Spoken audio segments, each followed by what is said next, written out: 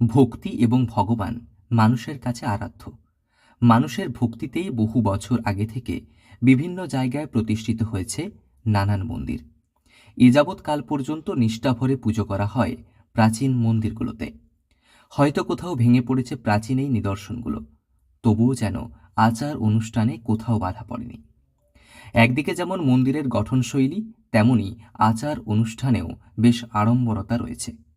প্রায় ৫০০ বছর আগে প্রাচীন ঠাকুরবাড়ি আজও সেই স্মৃতি বয়ে চলে। পশ্চিম মেদিনীপুর জেলার পিংলার কুসুমদা অঞ্চলের আস্তি গ্রামে রয়েছে একটি সুপ্রাচীন ঠাকুরবাড়ি, যেখানে আজও নিয়ম মতো নিত্য পূজা হয়ে আসছে। এখানেই পূজিত হন রঘুনাথজিউ। তবে কালের নিয়মে সেই ঠাকুরবাড়ির এখন জরাজীর্ণ অবস্থা। এই ঠাকুরবাড়ির অবস্থান এবং প্রতিষ্ঠা নিয়ে নানা মত থাকলেও বহু বর্ষ প্রাচীন এই মন্দির একটি ইতিহাসের প্রাণকেন্দ্র।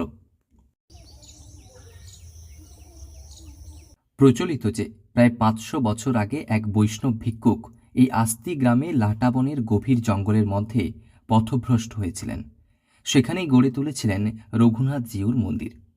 তবে মন্দিরের গঠনশৈলী আপনাকে বেশ আকর্ষণ করবে। পরম্পরায় এখানে পুজো করে আসছেন সেবায়িতরা।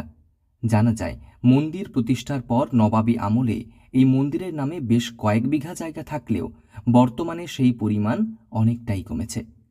প্রতিদিন নিত্য পূজা হলেও কোনো বড় অনুষ্ঠান হয় না এখানে। তবে গ্রামবাসীদের আরাধ্য দেবতা এই রঘুনাথজিউ।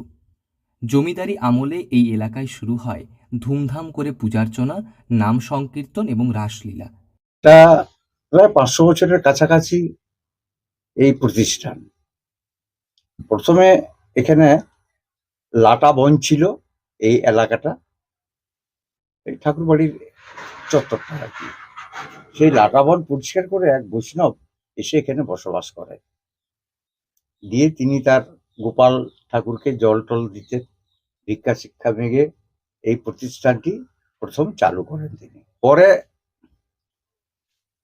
তিনি একজন ছেলেকে শিষ্যপুত্র হিসাবে রেখে তিনি দেহ রাখেন। দূর দূরান্ত থেকে বহু মানুষ আসতেন ঠাকুর বাড়ির পুজোর অনুষ্ঠানে। এখনও বহু মানুষ প্রচলিত বিশ্বাস নিয়ে প্রতিদিন আসেন এখানে। চারিদিকে সবুজে ঘেরা জঙ্গলাকীর্ণ জায়গার মধ্যে এই মন্দির। প্রাচীনত্বের ছাপ স্পষ্ট, ধীরে ধীরে ধ্বংসের পথে এগিয়ে চলেছে। তাকে বাঁচানোর আহ্বান জানিয়েছেন সকলে।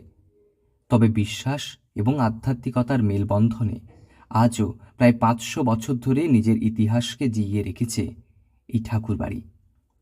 পশ্চিম মেদিনীপুর থেকে রঞ্জন চন্দ্রের রিপোর্ট, লোকাল 18 বাংলা।